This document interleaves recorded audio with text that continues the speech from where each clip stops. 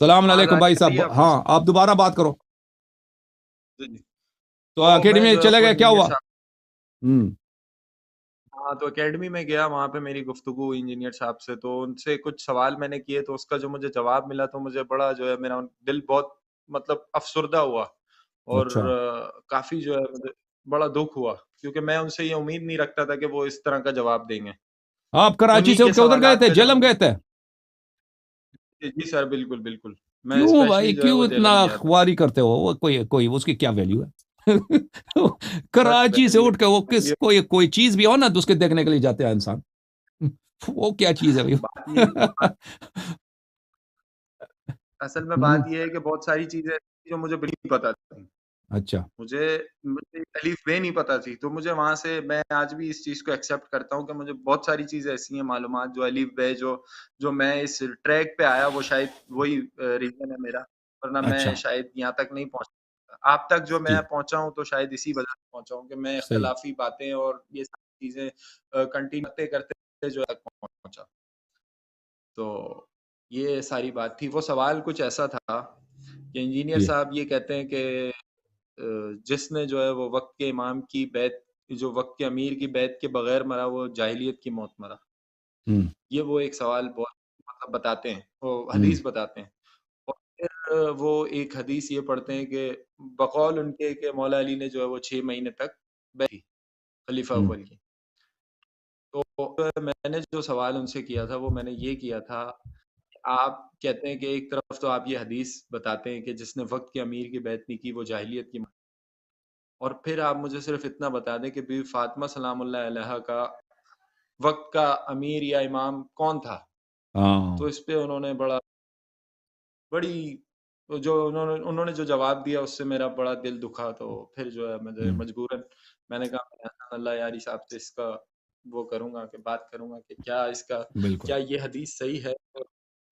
وہ بالکل حدیث صحیح ہے بھائی، وہ حدیث تو بالکل صحیح ہے. وہ اچھا. آپ مسلم میں موجود ہے اور کئی ساری کتابوں میں موجود ہے. ابھی اگر وقت ہوتا تو میں اس کے بہت سارے آپ کو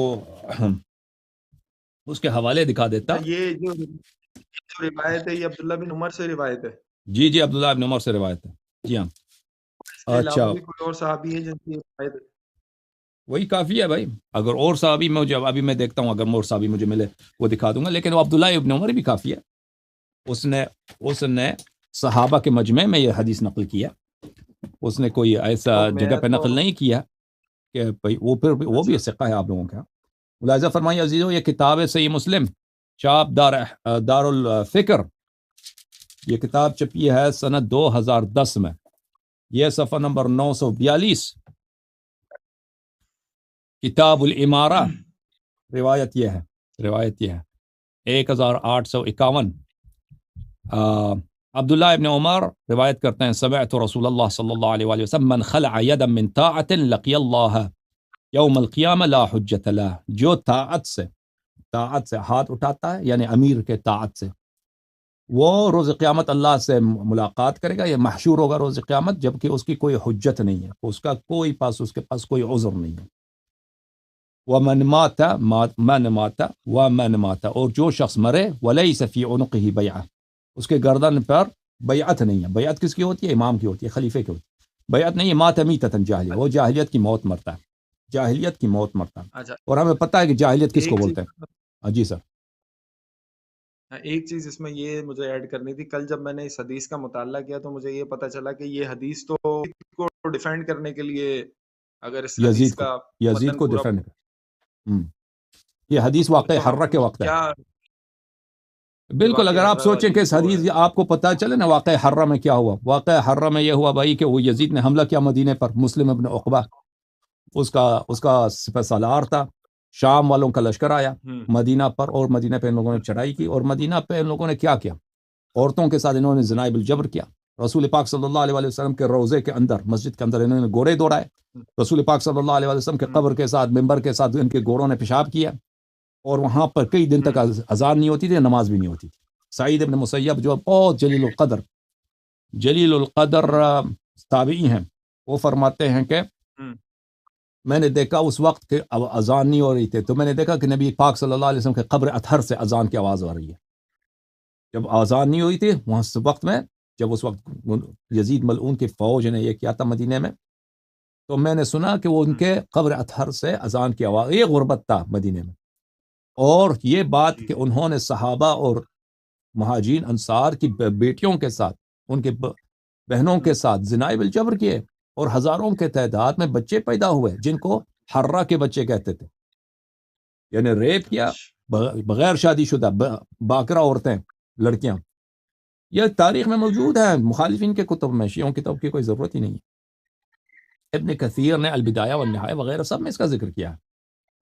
تو اس کے بعد یہ لشکر چلا گیا، مدینے سے چلا گیا مکے کی طرف، اور مکے میں اس لشکر نے کیا کیا، مکے پہ انہوں نے خانہ کعبہ کو آگ لگایا، خانہ کعبہ پہ انہوں نے پتھریں پھینکی، خانہ کعبہ پہ انہوں نے اس کو محاصرہ کیا، کیونکہ وہاں پہ عبداللہ ابن زبیر کی حکومت تھی.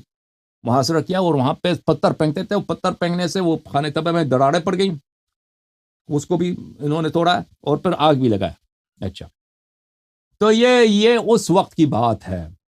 اس وقت اس حالت میں عبداللہ ابن زبیر کس کا حامی تھا؟ یزید کا حامی تھا.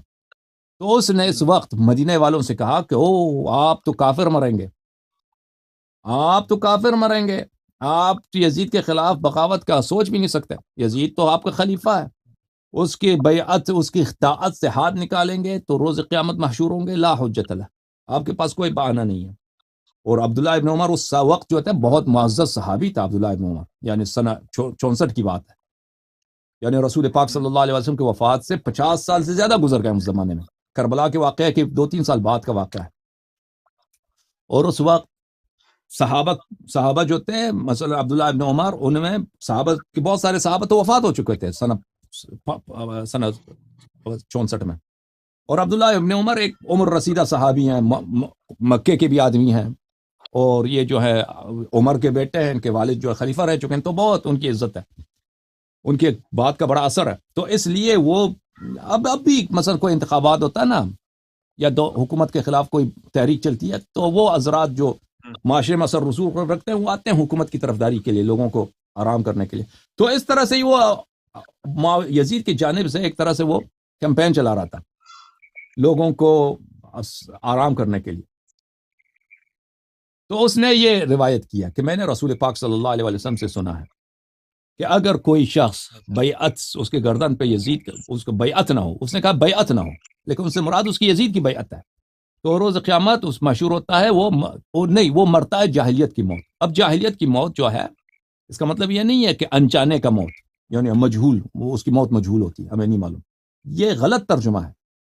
جو شخص یہ ترجمہ کرے کہ ہمیں اس کے موت کا پتہ نہیں ہوتا، اس کی موت کی حالت کیا ہے، یہ بالکل باطل بات ہے. میتتن جاہلیہ بہت واضح ہے کہ اسلام سے پہلے کا زمانہ جو کفر کا زمانہ تھا، شرک کا زمانہ تھا، اس کو جاہلیت کا زمانہ کہتے ہیں.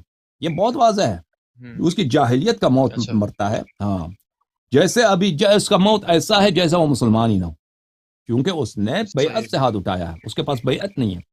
تو اس لیے یہ حدیث صحیح ہے. اچھا، یہ بہت ساری مصادر میں یہ روایت موجود ہے. اب جب آتے ہیں نا، آپ نے جو سوال کیا انجینئر سے کہ وہ آپ بتاؤ کہ امیر المومنین علیہ السلام نے آپ کے کتب میں موجود ہے کہ 6 مہینے تک بیعت نہیں کیا، یا حضرت زہرا سلام اللہ علیہا کا امام وقت کون تھا جس کا ان کے گردن پہ بیعت تھا. تو آپ نے جو سوال کیا بڑا سخت سوال کیا ان سے، بڑا سخت سوال کیا. تو واضح بات ہے کہ اگر وہ ابو بکر کی بیعت کو، اہل بیت طاہرین علیہ الصلوۃ والسلام ابو بکر کی خلافت کو شرعی سمجھتے، صحیح سمجھتے، تو وہ ایک دن بھی دیر نہ کرتے، کیونکہ اگر ان کی موت واقع ہوتی ہے تو جاہلیت کا موت واقع ہوتا ہے. اگر ان کی طاعت کی حالت میں نہیں ہوتے تو ان کی موت جاہلیت کی موت ہوتی ہے. اور اہل بیت علیہ الصلوۃ والسلام تو ان کی تو یہ تو نہیں ہے کہ وہ دنیا دار لوگ تھے، نستجیر باللہ، دنیا کی وجہ سے، حکومت کی لالچ کی وجہ سے ایک شرعی خلیفہ ہے، اچھا خلیفہ ہے، واقعاً رسول پاک صلی اللہ علیہ وسلم کی دین میں اس کی خلافت صحیح ہے، لیکن دنیا کی وجہ سے اس کی مخالفت کر رہے ہیں. یہ تو کوئی کسی مسلمان کا عقیدہ نہیں ہے. اہل بیت طاہرین علیہ الصلوۃ والسلام، وہ تو رسول اللہ صلی اللہ علیہ وسلم نے فرمایا کہ میرے بعد ان کی اتباع کرو. اچھا، اگر وہ ان کو شریعت شرعی نہیں سمجھتے، ان کی خلافت کو صحیح نہیں سمجھتے، تو واضح بات ہے پھر ان کی خلافت صحیح نہیں ہے. تو اس بات آپ نے بہت سخت سوال کیا انجینئر سے نا، انجینئر اس بات کا کبھی جواب نہیں دے سکتا، وہ کبھی اعتراف نہیں کرے گا. ہاں وہ نہیں کہ جواب صحیح نہیں دے گا، وہ ادھر ادھر مارے گا نا، وہ ادھر ادھر لیفٹ رائٹ وہ ہاں مارے گا، وہ صحیح جواب نہیں دے گا بالکل. تو بس مجھے بڑا دکھ ہوا، افسوس ہوا. میں نے کہا یار یہ تو مطلب مجھے یہ امید نہیں تھی ان سے. میں یہی سوچ رہا تھا کہ اس بات کو حق جواب دیں گے ہاں کہ بی بی فاطمہ نے جب 6 مہینے تک تو مولا علی نے بیعت نہیں کی، تو بی بی فاطمہ تو 6 مہینے تک ہی جو ہے وہ رسول اللہ صلی اللہ علیہ وسلم کی دنیا سے پردہ فرمانے کے بعد 6 مہینے تک حیات رہی ہیں، تو کیسے بیعت کر لی؟ اور لیکن اس ناراض کا بھی انہوں رہی اور نے بات بھی نہیں کیا نا، بات بھی نہیں کیا نا. بات بھی نہیں کیا. ہاں اور یہ کسی ایک مسلمان بڑا سے 3 دن سے زیادہ انسان ناراض نہیں رہ سکتا، اجازت نہیں ہوتی. بالکل حقیقت صحیح ہے ایسا بھائی. ہی. تو اس بات کی وجہ سے جو ہے مجھے تھوڑا سا یہ فیل ہوا، اور میں نے کہا نہیں، میں حسن صاحب سے خود یہ بات کروں گا اور اس کو مطلب انڈوز کرواؤں گا کہ یہ مطلب میں اس پہ مطمئن نہیں ہوا بالکل بھی. اور میں بالکل. وہیں سے جو ہے نا میں نے تو ان کو انجینئر نے کیا کہہ رہا تھا؟ مطلب وہ انجینئر نے بولا کیا کیا اس نے کس طرح وہ انہوں ہاں نے مکن کس انہوں نے جو انداز سے مکن لگا رہا تھا. انہوں نے جو ہے جواب یہ دیا کہ وہ واقعہ جو فدق والا جو مسئلہ ہے وہ ایک بالکل ہٹ کے ہے، لیکن بیسیکلی جو ہے وہ امام جو ہے وہ ان کو خلیفہ اول کو ہی مانتی تھی وہ. تو یہ بات انہوں نے کہی تو دلیل مجھے بڑا کہاں؟ دکھ. دلیل ہے، دلیل چاہیے نا اس بات کے لیے، اس کی بات کی وہاں پہ تو دلیل آپ کا. کو پتا ہے نا کہ وہاں ایسا کوئی وہ نہیں ہے کہ ہم دوبارہ اٹھ کے کوئی سوال، جیسے میں ابھی آرہ بھی کوئی بات بھی آپ کی کاٹ رہا ہوں تو آپ میری بات کو سن رہے ہیں، لیکن وہاں پہ ایسا کوئی وہ نہیں ہے. وہاں پہ اگر آپ نے ایک بار سوال کر لیا تو بس جو جواب مل گیا وہ آپ چپ چاپ گھر پہ لے جائیں. اب آپ نے آگے سے کچھ کمنٹ نہیں دینے. وہاں پہ یہ تو سین آپ اتنے دور سے آئے تھے تو تو بڑا ظلم ہے جی، بھائی. تو مجھے اسی بات کراچی کا سے دکھ ہوا. آپ جاتے ہیں پنجاب سوال کرنے جی کے سر. لیے، اور پھر جی آپ کو مثلا دوبارہ سوال کرنے کی اجازت نہیں ہے. بہرحال خدا ان کو بالکل جو بالکل. ہدایت کرے، اللہ تعالیٰ ہادی ہے، اچھا. ہو سکتا ہے کہ یہ شخص بالکل ہدایت پالے. جی ہاں بات بالکل واضح بے ہے. شک. اچھا ایک دیکھیں میرے بھائی، یہ تعصب ہوتا ہے نا انسان، یہ جی تعصب جی جی سب کو مار دیتا ہے. تعصب ایک ایسی چیز ہے، صحیح. غرور ایک ایسی چیز ہے کہ میں اپنی غلطی کا اعتراف کروں اور میں اس بالکل کو جس مثلا ایک مسئلے میں غلط تھا اس کو اعتراف کروں، یہ بہت مشکل صحیح کام بات. ہوتا ہے. یہ اتنا بالکل مشکل نہیں ہے، بعض لوگوں کے لیے، بہت سارے لوگوں کے لیے مشکل ہوتا ہے. یعنی جو لوگ رسول پاک صلی ہاں. اللہ علیہ وسلم کے زمانے میں تھے، جو کفار جی جی قریش کے تھے، ان کو تو وہ تو بڑے تیز آدمی تھے. قریش کے جو سردار تھے بالکل. وہ بیوقوف نہیں تھے، جی وہ جی بڑے دنیا دیدہ تھے، وہ تجارت کرتے تھے. دنیا دیکھا انہوں، یمن سے جاتے تھے، شام جاتے تھے، قافلے لے کے جاتے تھے، بہت فصیح بلیغ تھے، صحیح. اور اپنے قوموں کے بالکل. سردار ہوتے تھے. وہ جھگڑے وغیرہ ہوتے تھے تو سب بات انہی کی چلتی تھی، لوگ ان کی اطاعت کرتے تھے. اگر رسول پاک صلی اللہ علیہ وسلم سے کہتے تھے کہ نہیں یہ بت جو ہیں یہ تو اپنا بھی دفاع نہیں کر سکتے، ایک مچھر بھی جو ہے ان پہ بیٹھ جائے مچھر کو بھی ہلا نہیں سکتے، وہ تو یہ بات تو سب سمجھ لیتا ہے، وہ سمجھ جاتے تھے بخوبی. صحیح بات. لیکن ان کے دل میں ایک بالکل. گمنڈ تھا، ایک غرور، ایک تکبر تھا کہ ہم کیسے صحیح بات. اعتراف کریں. ہاں یہ ان کے لیے مشکل تھا کہ ابھی ہم اعتراف کریں کہ ہمارے جب باپ دادا کا دین ہے وہ غلط ہے. ہم اعتراف کریں کہ صحیح. بھئی ہم آپ کی بات، میں سردار ہوں، میں اپنے قبیلے کا، اب میں آپ کی بات جو آپ سردار بھی نہیں ہیں، اب میں آپ کا جو بالکل. ہے شیدائی بنوں، آپ کی جو آپ کہہ دیں میں وہ کر دوں. تو پہ یہی غرور، یہی تعصب صحیح ان بات. کو مار دیا. ہاں ان کو مار دیا. اب یہ جو ہے نا یہ ہر جگہ چلتا ہے، ہر جگہ. وَإِلَّا حق صحیح. بہت واضح ہے. جی سر، اور بالکل. مزید حکم کریں. سر ایک سوال آپ سے تھا میرا، وہ اس حوالے جی سے کہ یا علی مدد پہ جو ایک قرآن کی ایک آیت جو انجینئر صاحب بہت پیش کرتے ہیں کہ بھائی عیسیٰ اور ان کی ماں جو ہے وہ روٹی کے محتاج ہیں، قرآن کی ایک آیت پیش کرتے ہیں وہ کانا یا کہ کلان اللہ طعام، تعالیٰ اس میں. وہ کانا کھاتے تھے. تو پھر آپ کیسے جو ہے وہ کسی سے مدد مانگ سکتے ہیں؟ تو جب بتوں کے بارے میں نہیں ہے، وہ تو ڈائریکٹ حضرت عیسیٰ اور ان کی ماں کے بارے میں، تو آپ پھر کیسے وہ کانا آپ اس کھاتے کو تھے نا. کیسے. ہم بھی یہی مانتے ہیں کہ بھئی حضرت عیسیٰ علیہ السلام تو کیا ہمارے نبی صلی اللہ علیہ وسلم کھانا بھی کھاتے تھے. وہ جو ہے بیت الخلاء بھی جاتے تھے، وہ انسان تھے بھائی، وہ پیشاب بھی کرتے تھے، وہ ہر طرح سوتے بھی تھے. لیکن سونے کی حالت میں ہے کہ نبی کریم صلی اللہ علیہ وسلم کا دل نہیں سوتا تھا، آنکھ سوتی تھی، دل نہیں سوتا تھا. ٹھیک ہے نا. جی ہاں وہ اللہ تعالیٰ کے بالکل محتاج تھے. تمام انبیاء بالکل ہر لحظہ، ہر آن، ہر چیز میں، بڑے چھوٹے چیز میں اللہ کے محتاج ہیں، اللہ کے سامنے فقیر ہیں. اللہ اگر عطا کرے تو ان کے ہماری پاس ہے. اللہ زندگی اور سب کچھ ان کے اللہ کی جانب سے. یہ بالکل. صحیح لیکن بات ہے. اس کا مطلب یہ نہیں ہے کہ وہ کچھ نہیں کر سکتے. ابھی میں بھی آپ سے بات کر رہا ہوں، میری سب کچھ جو ہے میری سانس اللہ کی جانب سے ہے. اللہ چاہے تو ابھی میری سانس بند ہو جائے، میرے دل کی دھڑکن اللہ کی اجازت سے، اللہ کے اذن سے. اللہ چاہے تو ابھی میرے دل کی دھڑکن بند ہو جائے. اللہ چاہے ابھی چاہے تو پوری دنیا والوں کو موت دے دے، اللہ کر سکتا ہے. بالکل اچھا سب تو لوگ.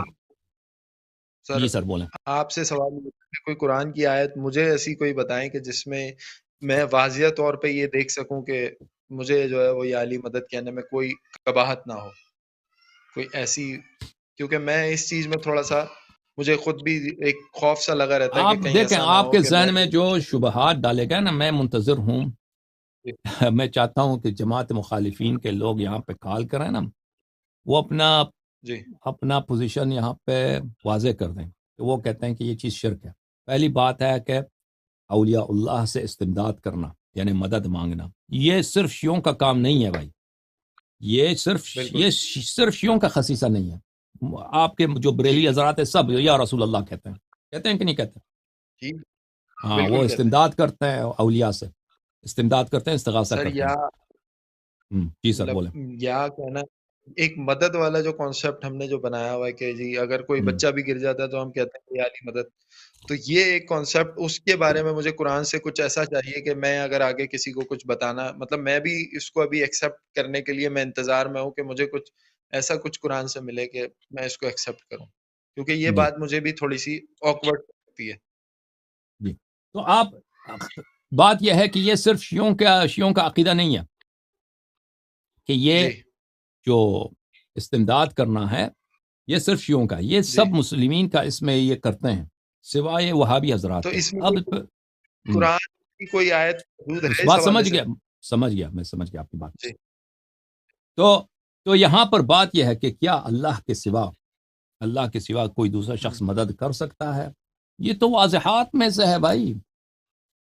اللہ کے سوا دوسرا کیوں مدد نہیں کر سکتا؟ اللہ کے سوا کیوں مدد نہیں کر سکتا؟ ابھی جو لوگ زندہ ہیں ان کے متعلق تو کوئی بات ہی نہیں ہے نا. ٹھیک ہے، جو لوگ زندہ ہیں ان کے متعلق تو کوئی بات نہیں ہے. مثلا ٹھیک ہے. وہاں بھی یہ کہتے ہیں کہ اگر کوئی شخص مر چکا ہے تو اس سے آپ مدد نہیں لے سکتے. تو یہ کہاں پہ لکھا ہے؟ دیکھیں نا، یہ کہاں پہ لکھا ہے کہ اگر زندہ ہے تو مدد مانگ سکتے ہیں، مردہ ہے تو مدد نہیں مانگ سکتے؟ یہ کہاں پر لکھا ہے؟ بات یہ نہیں، بات تو بات یہ ہے نا کہ اس جی سر. یہ تو پھر وہی بات ہو گئی کہ ایسی تو بہت ساری باتیں تو پھر اور بھی لوگ بولتے ہیں کہ یہ کہاں پر لکھا ہے، تو ہمیں تو یہ پتہ چلنا چاہیے نا کہ ہمیں یہ کہاں پر لکھا ہے کہ ہم اس کو ایکسیپٹ کر لیں. دیکھیں بھائی، ابھی میری بات چل رہی ہے، میں نے ابھی ختم نہیں کی نا. اچھا میری بات ابھی چل رہی ہے، ابھی میں نے ختم نہیں کیا. تو دیکھیں، یہ صرف ابن تیمیہ جب آئے تھے، جب پیدا ہوئے تھے، انہوں نے یہ بیڑا اٹھایا. انہوں نے کہا کہ آپ جو ہے رسول صلی اللہ علیہ وسلم کو اگر طلب کریں، ان کو پکاریں تو یہ شرک ہوتا ہے. تو اس نے سب مسلمانوں کی اس نے کیا تکفیر کیا. وہ ابن تیمیہ اپنے زمانے میں وہ اس کو کوئی سنتا بھی نہیں تھا. اس کی اسی بنی باتوں کی وجہ سے اس کو جیل میں ڈال دیا گیا. وہ آخر میں جیل میں شاید مرا ہے، 70 سال کی عمر میں جیل میں مرا تھا وہ، مصر میں. شام سے اس کو اٹھا کے لے جیل میں گئے، کئی دفعہ جیل میں گیا وہ. تو اس کے زمانے میں اس کے علماء نے، اس کے اپنے اساتید نے جو بڑے علماء تھے نے اس کی مخالفت کی تھی. بعد میں جو ہے یہ وہابیت پر سر اٹھایا، یعنی ابن تیمیہ کا جو فکر ہے سر اٹھایا کہ آپ غیر اللہ سے مدد نہیں لے سکتے. اب دیکھیں، غیر اللہ سے مدد مانگنا، پہلی بات یہ ہے، یہ تو بالکل ثابت ہے میرے بھائی کہ غیر اللہ سے آپ مدد لے سکتے ہیں. ابھی آپ مجھ سے سوال کر رہے ہیں، یہ مدد لینا ہی ہے نا، کہ مجھے سمجھا دیں کہ یہ مسئلہ کیا ہے. ہاں یہ غیر اللہ سے مدد لینا ہے. اب یہ اس میں تفریق ڈالنا کہ اگر زندہ ہے مدد لے سکتے ہیں، مردہ ہے مدد نہیں لے سکتے، یہ کہیں بھی نہیں ہے.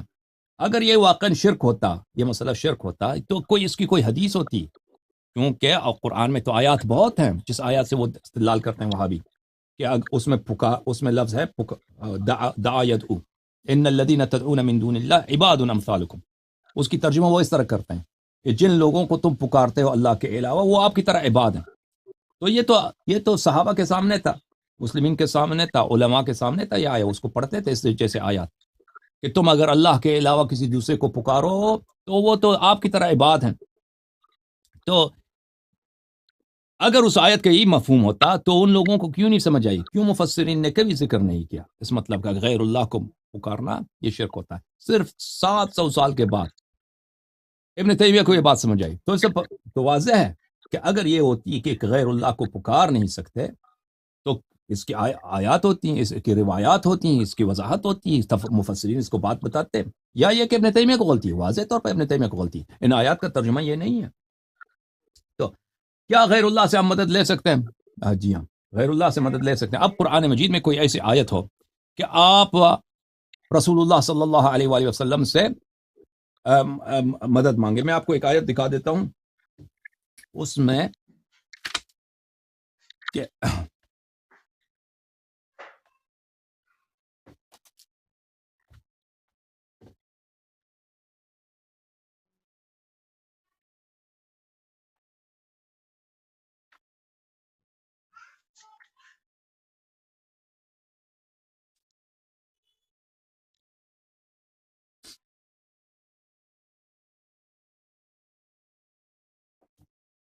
یہ دیکھیں،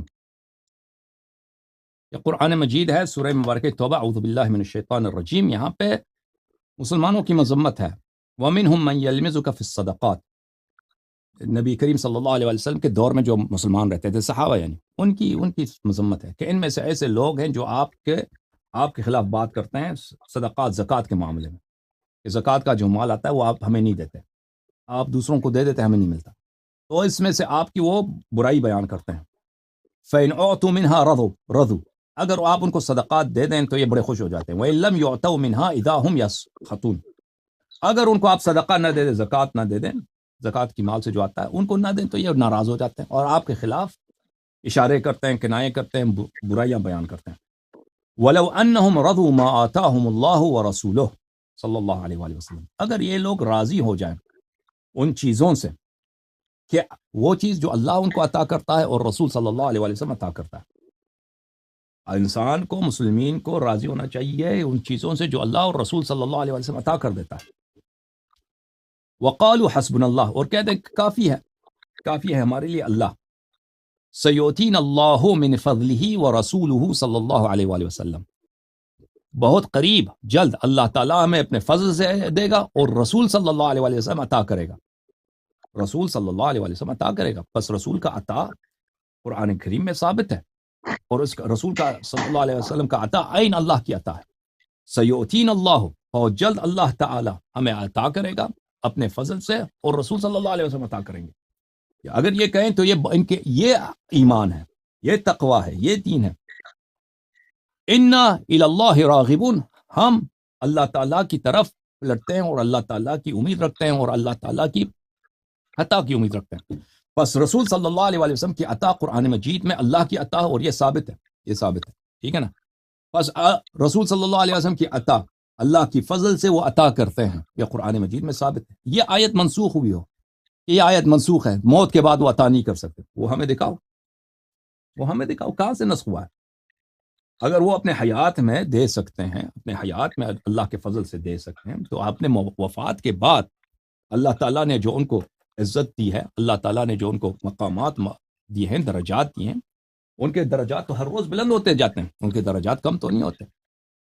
رسول صلی اللہ علیہ وآلہ وسلم اگر عطا کریں اپنے موت کے بعد، جیسے حضرت عیسیٰ علیہ السلام کسی بیمار کو شفا دے دیتے تھے، رسول صلی اللہ علیہ وآلہ وسلم موت کے بعد اگر وہ معجزہ کر دیں، کسی بیمار کو شفا دے دیں، کسی کا مشکل حل کر دیں، تو اس میں کیا تعجب ہے. اور اگر ہم نہیں کہتے کہ رسول اللہ ہے، نہیں، اللہ نہیں، عبادت بھی نہیں کرتے، ان کی عبادت بھی نہیں، عبادت صرف اللہ کے لیے.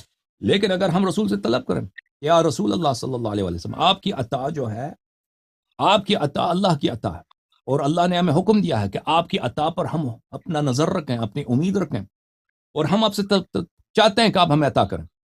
اگر وہ مسئلہ سمجھے عطا کریں، مسئلہ نہ سمجھے عطا کریں، ان کی مرضی ہے.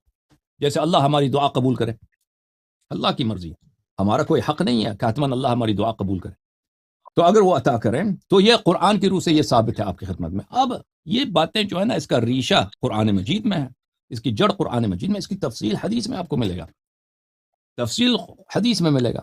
اس کا جڑ ہم نے آپ کو قرآن مجید سے دکھا دیا. اب حدیث میں، حدیث اہل بیت علیہم الصلوۃ والسلام میں، اس احادیث میں کئی ایک احادیث ہیں کہ آپ رسول اللہ صلی اللہ علیہ وآلہ وسلم سے مدد طلب کریں. آپ کو اگر کوئی حاجت پیش آ جائے تو ائمہ طاہرین علیہ الصلوۃ والسلام سے آپ مدد طلب کریں، حاجت اپنی مانگ لیں. اس کا مطلب یہ نہیں کہ وہ اللہ ہے، نہیں، اس کی عبادت کریں، بالکل نہیں. میں آپ سے کوئی طلب کرتا ہوں بھائی، میں آپ سے کوئی چیز طلب کرتا ہوں اور بہت مثلا آپ محترم بڑے آدمی ہیں تو آپ کا احترام بھی کرتا ہوں، احترام کے ساتھ آپ کے سامنے میں التماس کرتا ہوں. یہ میں آپ کی تھوڑی سی جی یہ عبادت نہیں ہے. جی سر، جی بولیں. میں سوال یہی کر رہا ہوں کہ میں جو ہے وہ ہم جو ہے وہ نوٹ کیا ہے میں نے کہ اہل تشیع حضرات جو ہے وہ زیادہ تر ایک وظیفے کے طور پہ ایک قرآن کی آیت پڑھتے ہیں، اما یجیب المضطر اذا دعا ویکشف السوء. تو جب میں نے اس کا ترجمہ دیکھا تو اس کا ترجمہ بھی ایسا ہے کہ وہ خود یہ کہہ رہا ہے کہ کون ہے وہ، تو پھر اب یہ جو پیچھے پڑھتے بچے ہیں ہی نا نہیں شیعہ سکتے. حضرات، یہ اس کی کوئی حدیث نہیں ہے، کوئی روایت نہیں ہے، کوئی حدیث نہیں ہے کہ آپ مشکل میں پڑ جائیں تو یہ آیت 7 مرتبہ یا 2 مرتبہ یا 3 مرتبہ پڑھیں. اس کو کس نے شروع کیا ہے؟ اس کو شروع کیا خطبہ نے. اس کی معنی دیکھ کر، اس کے معنی کے ضرور سے کہ بھائی یہ آیت میں اس طرح ہے، اس لیے وہ خطبہ اس کو مشہور کرا دیا. اب شیعہ عوام بھی پڑھتے ہیں، وہ اس کو کوئی مشکل پڑ گیا اما یجیب جو 5 مرتبہ 10 مرتبہ 14 مرتبہ 7 مرتبہ جو بھی ان کے پڑھتے ہیں، کوئی حدیث نہیں ہے. حدیث میں شریف میں جو ہے اما یجیب المضطر اذا دعا ویکشف السوء ویجعلکم خلفاء الارض، حدیث شریف میں ایک حدیث نہیں، کئی احادیث اہل بیت علیہ الصلوۃ والسلام میں کہ یہ آیت مخصوص ہے اہل بیت علیہ السلام. خطاب ان سے ہے، سب مسلمانوں سے نہیں ہے، خطاب اہل بیت علیہ السلام میں سے کے ساتھ ہے کہ کون ہے وہ اللہ، کون ہے اللہ کے سوا، کہ آپ بیچارے اہل بیت علیہ السلام، بیچارے اہل بیت علیہ مضطر، کوئی ان کا یار و یاور نہیں ہے، قتل ہو رہے ہیں ہر جگہ. ان کو ان کے اضطرار سے، بیچارگی سے، مسکنت سے نجات دے گا اور ان کو خلفائے ارض بنائے گا، پوری زمین کی خلافت ان کو عطا کرے گا. اور یہ کب ہوگا؟ یہ امام زمانہ امام مہدی علیہ السلام کے وقت ہوگا. اس کی تفسیر اس طرح ہے. ہمارے نزدیک یہ آیت عام نہیں ہے، سب سے خطاب نہیں ہے. وَإِلَّا اگر سب سے خطاب ہوتا تو سب کو خلیفہ بننا چاہیے تھا نا. اب میں مضطر ہوں، میں بیچارہ ہوں، مجھے فرض کریں مجھے کینسر ہو گیا، اب میں نے یہ آیت پڑھی تو اللہ نے اگر شفا دی تو مجھے خلیفہ بھی بنانا ہوگا. یہ آیت عام نہیں ہے، یہ کئی اس کے احادیث کئی ایک ہیں کہ یہ آیت مخصوص ہے ہمارے اہل بیت علیہ السلام کی تفسیر میں، ان کی روایات میں مخصوص ہے. کن کے لیے؟ 12 اماموں کے لیے، کہ یہ بیچارے ہیں، یعنی ظاہری طور پر مضطر ہیں، ان کے لوگوں نے ان سے دشمنی کی ہے، مسلمانوں نے ان پہ ظلم کیا ہے، یہ شہید ہوتے رہے، ان کا حق پامال ہوتا رہا ہے. اور ایک وقت یہ آئے گا کہ اللہ تعالیٰ ان کے اضطرار کو ختم کر دے گا اور ان کو خلفاء الارض بنائے گا. اس آیت کا مطلب یہ ہے. وہ شیعہ جو پڑھتے ہیں نا، وہ کسی حدیث میں نہیں ہے، کسی روایت میں نہیں ہے کہ اگر آپ مثلا وہ بیچارے ہو گئے تو یہ آیت 7 مرتبہ پڑھو. جی سر، اور مزید بولو. بس یہی تھوڑی سی باتیں تھی کہ جس میں تھوڑا اوکے. سا اب جو ہے نا، ابھی بھی اب جو آپ یہ شرک والی جو بات ہے نا کہ ہم جی پکارتے ہیں رسول صلی اللہ علیہ وسلم کو، جی پکارتے ہیں اہل بیت علیہ السلام کو، جی پکارتے ہیں مدد کے لیے، یہ اور بات ہے، یہ مدد اور کی، ٹاپک ہے. امامت اور ہے، امامت کے دلائل اور ہیں، بالکل اس کی امامت اور. اگر یہ کسی کو سمجھ نہ آئے نا تو اس کا مطلب یہ نہیں کہ امامت کے دلائل اس پہ خدشہ ہے. یہ اس کے دلائل اور ہیں، اس کے دلائل اور ہیں. اگر انشاءاللہ تبارک و تعالی میں اگر مجھے وقت ملا تو میں اس موضوع پر لیکچر دوں گا، بہت سارے لیکچرز دوں گا، میں اس کو واضح کر دوں گا. لیکن شاید مجھے لیکچر دینے کی ضرورت نہ پڑے کیونکہ لوگ یہاں پہ کال کرتے ہیں. جب آپ کے علماء انہوں نے کال کیا تو وہ ان کے نزدیک ایک نقطہ یہی ہے ان کے ذہن میں کہ شیعہ مشرک ہیں، اس لیے کہ وہ آیات وغیرہ سنائیں گے، تو اس وقت اگر وہ کبھی مناظرہ ہوا تو آپ سنیں گے تو آپ بہت واضح ہو جائے گا آپ کے لیے. اوکے سر، ٹھیک ہے سر، تھینک یو. اوکے، بہت مہربانی. خدا آپ کو جزائے خیر دے، خدا آپ کے بچوں کو طول عمر دے. بہت مہربانی آپ.